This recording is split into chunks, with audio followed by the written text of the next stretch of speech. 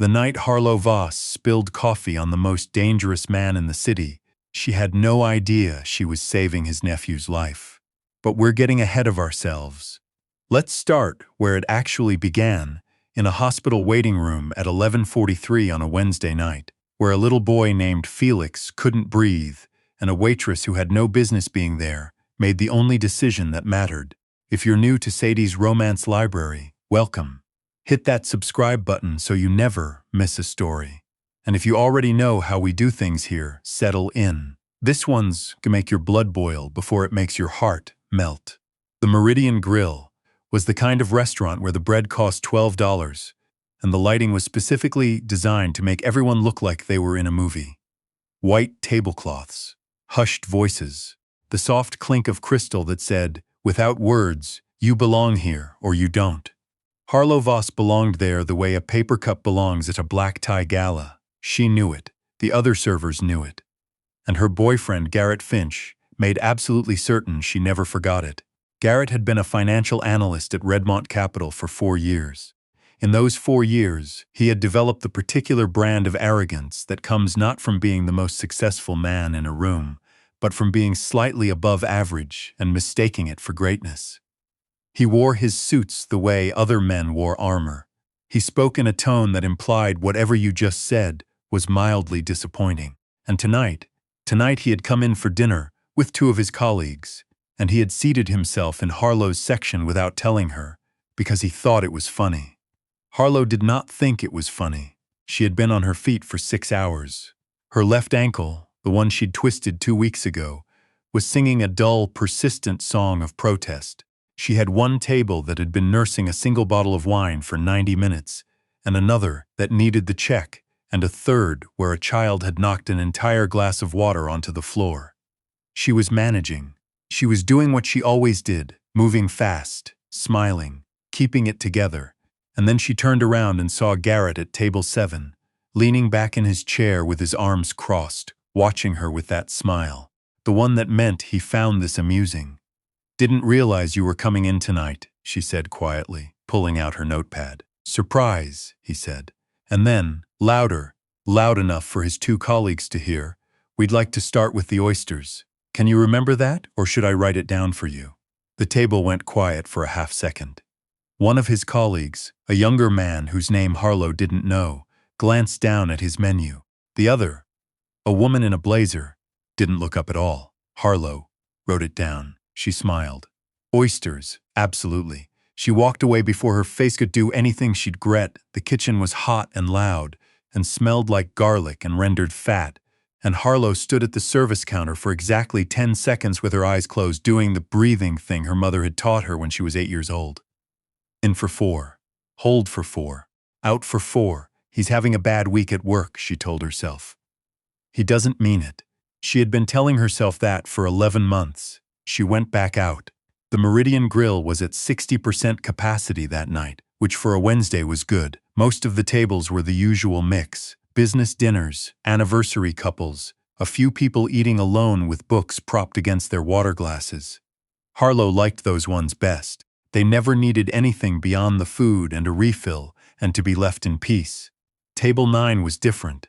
She noticed it when she came back out with Garrett's oysters, because the restaurant had done a thing, that thing that happens in enclosed spaces when someone walks in who changes the barometric pressure of the entire room. Conversations didn't stop, nothing so obvious, but there was a subtle, collective recalibration, a drawing in, like every person in the room had taken a breath at the same time and hadn't yet decided to let it out. The man at table 9 was seated alone.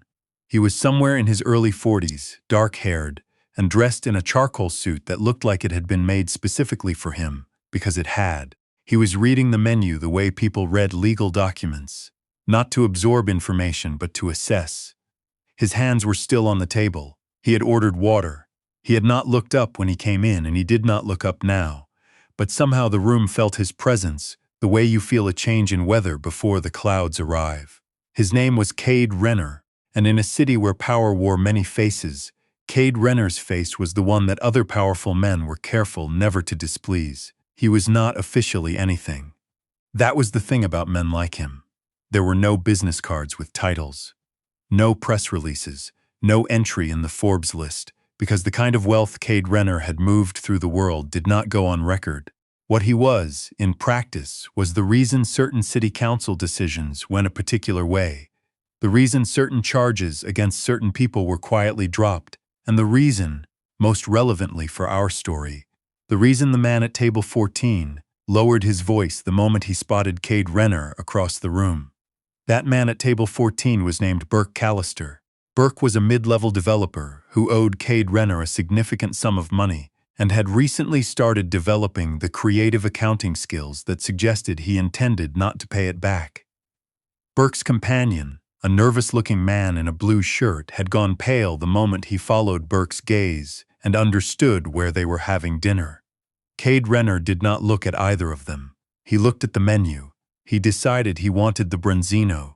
He signaled, without looking up, for service. That signal landed on Harlow. She came over with the calm efficiency that 6 years of waitressing had given her, a skill set that now lived somewhere below conscious thought, smile, posture, water first. "Good evening," she said. "Can I start you off with anything else to drink, or water's fine?" His voice was low and even, the kind of voice that was accustomed to not needing to repeat itself. He looked up then, and Harlow met his eyes for a second, dark gray, the color of lake water in November, before looking back at her notepad. "The branzino, no substitutions. And I'd like the table service kept minimal tonight. Translation, don't hover." "Of course," Harlow said. "I'll have that right out for you." She turned to go. "Your name," he said. Not "what's your name," just the 2 words, a request that had the rhythm of a statement. She turned back. "Harlow." He nodded once and looked back down at his phone, which had just lit up with a message. The conversation was over. Harlow went to put in the order. She almost made it through the next 40 minutes without incident. Almost. The problem was Garrett. Garrett had ordered 2 rounds of drinks for his table and was on his 3rd glass of the Bordeaux that cost $68 a bottle, and the particular cocktail of alcohol and an audience was doing what it always did, which was turning the volume up on the parts of him that Harlow tried, in the daylight hours, to tell herself were not really there. She was coming past table 7 with a tray of desserts for table 11 when she heard him say, clearly and without lowering his voice at all, "She's always been like this, clumsy. I keep telling her, find something you're actually good at." His colleague, the woman in the blazer, whose name Harlow would later learn was Sandra, said something quiet and redirecting. Harlow couldn't hear what. She kept walking. But Garrett had seen her pause, and something about that small flicker of reaction, that half-second where her grip tightened on the tray, seemed to be exactly what he'd been waiting for, because he pushed his chair back and raised his voice. "Harlow." The table nearby went quiet. She stopped, turned. Garrett was looking at her with that smile again, the one that meant he was performing. "Did you charge us for the wrong wine?" "Sandra says the price doesn't match. I can check the receipt," Harlow said. "It's just, this is basic math. You've been doing this for 6 years. He looked at his colleagues. That conspiratorial, can you believe this look? 6 years and she still can't manage the check. Sandra was staring at the table. The young man was on his phone. Harlow said, quietly, "I'll get the manager to confirm the receipt." "It's not about the receipt." Garrett stood up, and he wasn't loud now. That was the particular thing about him when he got like this. He could drop his voice down low and make it somehow more cutting. "It's about the fact that you never pay attention. You walk around in that little fog of yours, and you wonder why nothing works out. You think teaching people too." He stopped, not because he'd run out of things to say. He stopped because the man at table 9 was standing up. Cade Renner had not been watching the scene, or he had been watching in the way that very controlled people watch things, with no visible attention at all. But now he was on his feet, and he was straightening his jacket, and he was walking, not toward the exit, but toward table 7. He stopped about 3 feet away, and he looked at Garrett Finch with the absolute, unruffled calm of a man who had never once in his adult life needed to raise his voice to make a point.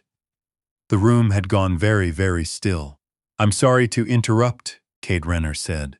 He did not sound sorry. He sounded like a man reading from a prepared statement that he had written himself and approved. "But I couldn't help overhearing." Garrett blinked. He was processing. The suit, the presence, the fact that he couldn't place the face but could feel, in some animal part of his brain that was smarter than the rest of him, that this was someone he should know. "And you are," Garrett started. "Someone who is trying to have a quiet dinner," Cade said.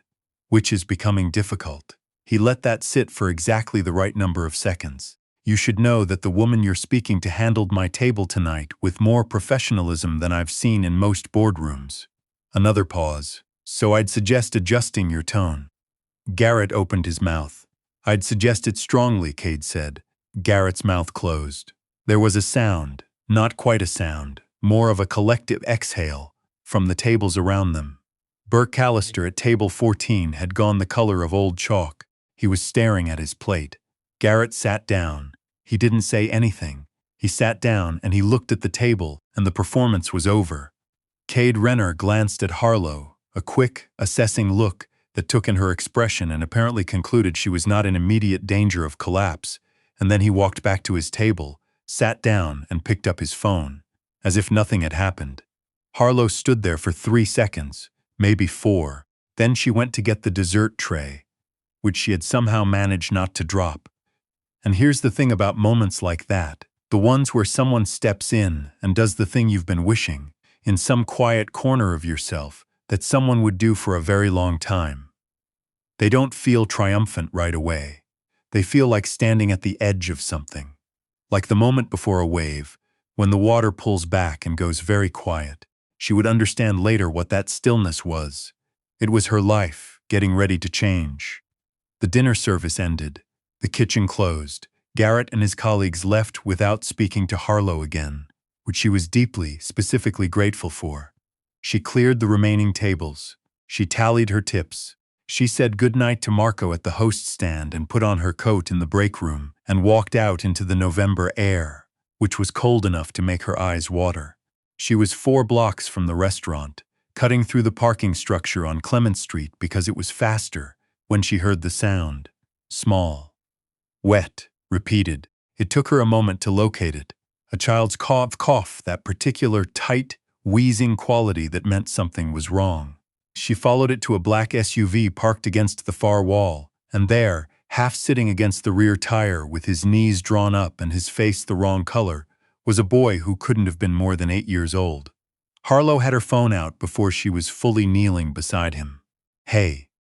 She kept her voice level. "Hey, I've got you. What's your name?"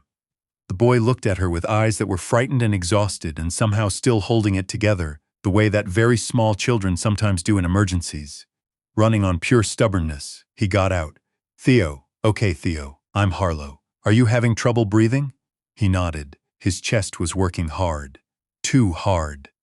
She dialed 911. She gave the location. She put her hand on his back and talked to him in the low, calm voice that she was somehow producing on autopilot, while her own heart was doing something very different behind her ribs. She counted with him, in and out, just like that, good, and kept one eye on the parking structure entrance while she talked to the dispatcher. And she was still doing that when footsteps came fast and hard from the direction of the elevator and a man's voice said, sharp with fear, "Theo." And then Cade Renner was on the ground beside her. She registered it in pieces. The charcoal jacket, now creased. The hands, steady but only by force, checking the boy's face, his neck, his hands. The voice, which was no longer the measured instrument from the restaurant but something rawer underneath. "He has asthma," Cade said. "His inhaler, it's in the car. I went to get the—" He stopped, looked at Harlow, something flickering in those gray eyes. Recognition, recalculation. "You called. Ambulance is already coming," Harlow said. "He's breathing. It's shallow, but he's breathing." Cade looked at Theo. He put his hand on the boy's head. Brief, careful, the gesture of someone who was not accustomed to showing tenderness in front of witnesses but was past the point of caring about that. "I've got you," he said quietly. "You hear me? I've got you." Theo reached up and grabbed a fistful of his uncle's jacket. The ambulance arrived in 4 minutes. Harlow stood back and let the paramedics work, and she gave her statement to the responding officer. She'd found him, she'd called it in, she'd kept him calm, and she was answering the third question when she felt it. That particular sensation of being watched. She looked up. Cade Renner was standing 6 feet away, Theo now on the stretcher and stable and telling the paramedic about something with the slightly hysterical energy of a child who had been frightened and was now coming down from it. Cade was looking at Harlow with an expression she couldn't fully read. Not gratitude, exactly. Something more complicated than that. Something that looked, if she had to name it, like someone recalibrating the entire framework of an evening. "You're going with him to the hospital?" she asked. "Yes." He paused. "Are you all right?"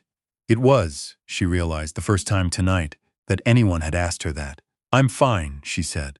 And then, because she was tired and her ankle hurt, and something about the last 2 hours had hollowed her out in a way that made honesty feel like the only option she had left, she said it was a weird night. Something moved in his face. Not quite a smile. "Yes," he said. It was. He got into the ambulance with Theo. Harlow walked the rest of the way to her car and sat in the driver's seat for a long time before starting the engine. She didn't expect to hear from him again. She was wrong about that. 3 days later, she was at the Meridian Grill for the Thursday lunch shift when a young woman named Bex, who texted during her downtime and had never, in Harlow's experience, shown visible emotion about anything, came to the back looking distinctly unsettled. "There's someone asking for you," Bex said. "At the door. I told him you were on shift and he said he'd wait." Harlow went to the entrance. Cade Renner was standing in the foyer with his hands in his coat pockets, and he looked the same, exactly the same as the restaurant and the parking garage and the ambulance bay. That total, unnerving stillness. "I would have called," he said, "but I didn't have your number." "Most people would take that as a hint," Harlow said. "Most people," he agreed, as if this were a factual observation and not a concession, would. He reached into his jacket and produced a business card which he held out to her. "Theo wanted to thank you. He has strong opinions about gratitude. He got that from his mother. She'd like to have you to dinner." Harlow looked at the card, just a name and a number. "C. Renner." "Dinner," she repeated. "Sunday, the house. Nothing formal." A pause. "Theo will be disappointed if you say no. He's been talking about the woman who counted with him." She looked up. Cade was watching her with that unreadable gray gaze, and there was something in it. Not manipulation, not calculation, but something more honest than either. Like he was saying two things at once, and the one underneath the dinner invitation was something he wasn't going to put into words. "I'll think about it," she said. "That's not a no," he said. "No," Harlow said. "It's not." She went to Sunday dinner. She told herself it was because she wanted to see that the boy was all right. Theo, when she arrived, was demonstrably all right. He greeted her at the door at considerable volume and immediately showed her his collection of model airplanes, which was extensive and arranged by aircraft type in a system that he explained in detail with the confidence of someone who assumed you would find this as interesting as he did. She did, actually. Cade's sister, Theo's mother, was named Vera, and she was nothing like her brother. She was warm where he was contained, expressive where he was reserved, and she held Harlow's hands when they met and said, "You have no idea," in a voice that cracked on the last syllable, and then composed herself and said, "Come in, dinner's almost ready." Theo set the table himself, and there are only 2 forks in the wrong place. The house was large and quiet and filled, unexpectedly, with books. Not decorative books, books that had been read, that had cracked spines and post-it notes, and that lived on shelves in the disordered way of things that get used. Harlow noticed them the way she noticed everything, cataloging details without meaning to. Cade watched her notice. They sat at a long table in a room with tall windows, and Theo talked almost continuously about the modelists and a show he was watching about deep-sea creatures, and the fact that his teacher had said he was a good writer, and Vera talked about the neighborhood and asked Harlow questions that were interested and not intrusive, and Cade was mostly quiet. But quiet, Harlow was beginning to understand, was not the same as absent. He was attentive in a way that was very still and very specific. He noticed when her water glass was low before she did, and he noticed when Theo's stories were heading toward the one about the night in the parking garage and redirected gently, and he noticed when she laughed at something Vera said, a real laugh, and something in his expression shifted for just a moment before it settled back into neutrality. After dinner, Vera took Theo upstairs for bath and argument. His bedtime objections were, apparently, also extensive, and Harlow found herself standing in the kitchen with Cade, who was washing the wine glasses by hand, which was not what she had expected. "You do that yourself," she said. "The dishwasher breaks them," he said. "Crystal's particular." "I know. I work in a restaurant." He glanced at her sideways. "You do, and you're good at it. I meant what I said the other night. Before everything else happened." She leaned against the counter. "You didn't have to say it. I know." He set a glass down. "I said it because it was true. There's a difference between what people have to do and what they choose to do. I think you know that better than most." She was quiet for a moment. "Your nephew," she said. "He's good. He's the best thing," Cade said simply. "No performance in it, just the plain fact." Harlow looked at him. This man who moved cities without raising his voice, who stood between people and the things that were coming for them, who washed wine glasses by hand so they wouldn't break. "Can I ask you something?" she said. "You can ask me anything," he said. "I won't always answer. Fair enough." She thought about it. "Do people know what you actually are? The people in your life, I mean. Do they know what they're standing next to?" He was quiet for a long moment. He dried his hands on the dish towel. "Vera knows," he said. "Theo knows enough." A pause. "Most people see what they want to see. They see the suit, the car, the table at the restaurant. They make a story out of it." He looked at her directly. "You didn't. I saw you on the floor of a parking garage," she said. "Kind of hard to make that into a movie." That almost smile moved across his face, the one that came and went so quickly, she kept wondering if she'd imagined it. "No," he said. "I suppose it is." She drove home that night with the windows down even though it was cold, because she needed to think, and she needed the air to do it in. She thought about Garrett, who had by now sent 4 texts that she had not answered, which existed on a spectrum from apologetic to irritated and were currently edging toward demanding. She thought about the restaurant and the 6 years and the way she'd stood there in the parking garage with her hand on a child's back, counting breaths, and how that had felt more like herself than anything she'd done in a very long time. She thought about the look on Cade Renner's face when he'd come around the corner and seen her, like finding something he hadn't known he was missing. The thing about men like Cade Renner is that they do not leave loose ends. It's not a character flaw, exactly. It's more like a professional necessity that has become a personality trait. When something enters his world, he understands what it is. He categorizes it. He determines what it requires of him. What he did not have a category for was Harlow Voss. In the 3 weeks after Sunday dinner, she appeared 4 times in his orbit, in ways that were technically explainable by coincidence, but that Cade had long since stopped believing in. She was at the coffee shop on Porter Avenue, on the morning he was meeting with his lawyer. She was at the farmer's market on a Saturday when he was taking Theo to buy tomatoes for Vera. She was at the hospital, visiting a former colleague who'd had her appendix out, when he was there for Theo's follow-up. Each time, she noticed him about half a second after he noticed her, and she said hello with the particular composure of someone who had decided, internally, that she was going to treat every coincidence as simply that. He found this, which surprised him, genuinely charming. He also found that he had started thinking about her at irregular intervals during the day, which was not something he was accustomed to, and which he did not know what to do with. It was Vera who said it plainly, because Vera had always been the one who said things plainly. "She's good," Vera said, on a Thursday evening, unprompted, while they were watching Theo do his homework. "She's a good person, Cade. The real kind." "I know," he said. "You like her." He did not answer. "That wasn't a question," Vera said. "The problem was Garrett. Garrett Finch, who had by now cycled fully through the stages of a man who has lost control of a situation he believed he owned. The texts had stopped, then started again, then stopped. Then, on a Friday night in December, Garrett showed up at the Meridian Grill during service and sat at the bar and watched Harlow work for 40 minutes without approaching her, which was somehow more unsettling than if he had. She mentioned it, casually, almost not on purpose, when she ran into Cade outside the coffee shop the following Monday. Cade went very still. "He watched you work," he said. "He didn't do anything," she said. Did you want him there?" "No." Then he was doing something. His voice was even. Everything about him was even. But there was something underneath it. The same quality as the water pulling back before a wave. Don't dismiss it because it didn't escalate. The escalation is a later step. She looked at him for a moment. You sound like you know the pattern. I know a lot of patterns, he said.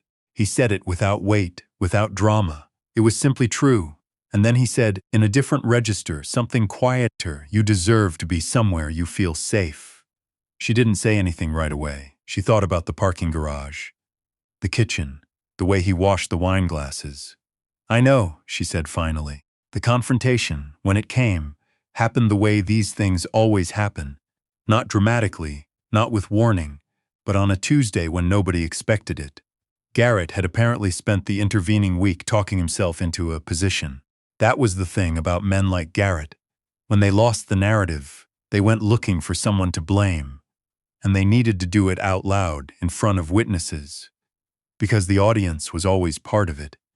He came into the Meridian Grill on a Tuesday evening, and he was not subtle about it. He walked past the host's stand without stopping, ignoring Bex's objections, and he found Harlow by table 3 and he said, loud enough that the couple at the adjacent table both looked up, "We need to talk, outside, now."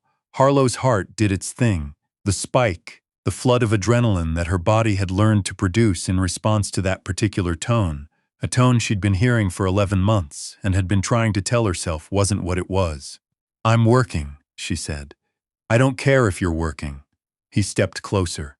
"You've been ignoring me for 3 weeks and I deserve an explanation, and I'm not leaving until I get one." "Garrett, who is he?"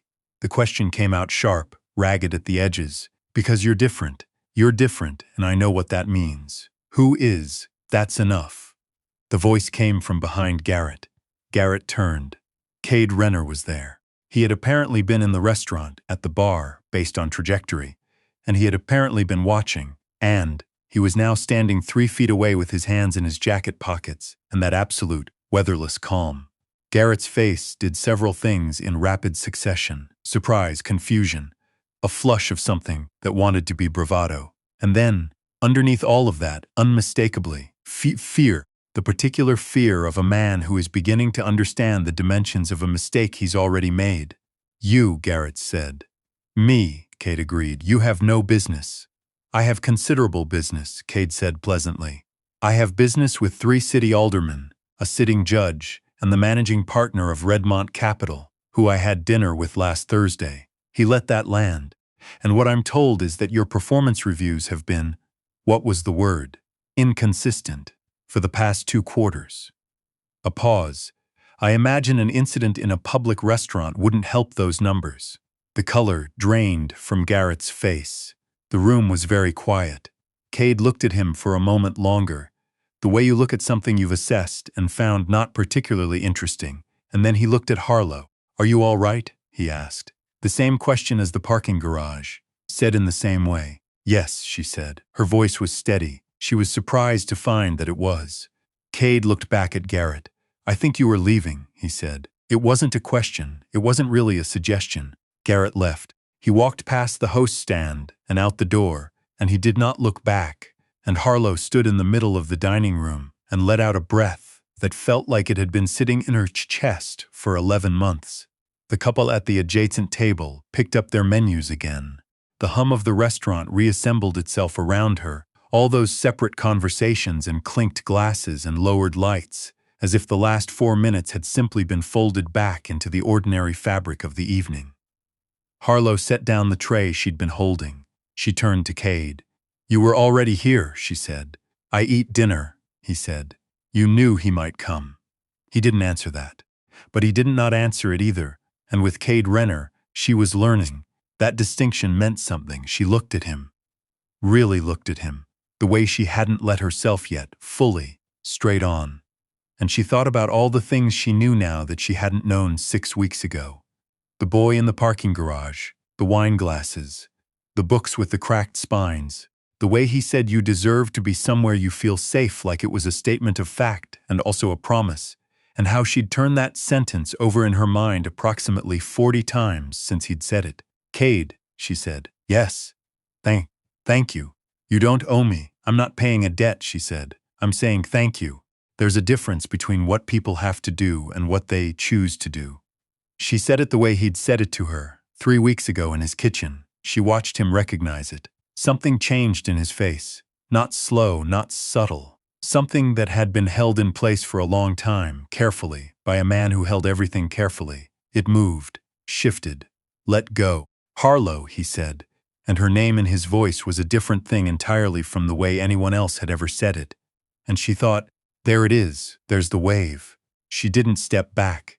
She told Bex she needed 5 minutes, and she walked with Cade to the foyer, where the low light turned everything amber, and the sounds of the restaurant fell back to a hush, and they stood together and talked. Really talked. Maybe for the first time without the buffer of a child or a kitchen counter or a pretense of coincidence between them. She said, I don't know what any of this looks like. He said, neither do I. And then, I know what I want it to look like. She said, I should probably be more scared of you. He said, probably. And then, with a gravity that was also somehow the closest thing she'd seen him come to humor, Theo would be devastated if you were. She laughed, and he watched her laugh, and that thing in his face, that movement, happened again. I'm going to finish my shift, she said. I know. And then I'm going to drive home, I know. She looked at him. And tomorrow morning, I'm going to think very clearly about this. That seems reasonable, he said. I'll tell Theo you said hello. She shook her head, smiling, helpless, slightly undone. You're going to be a problem, she said. Cade Renner, who had never in his life been accurately accused of being harmless, looked at her with those gray eyes, steady as November water. Yes, he said, I am. And that's the thing about the nights that change everything. They rarely announce themselves. They show up on an ordinary Wednesday in a restaurant where the bread costs $12, and they put a man at table 9 who'll rearrange the whole architecture of your life quietly, without raising his voice. Sometimes the most powerful thing in the room isn't the one making the most noise. Now, I want to hear from you. Drop in the comments. Did Garrett deserve everything he got? And would you have walked into that parking garage? Don't forget to subscribe to Sadie's Romance Library, and I'll see you in the next story.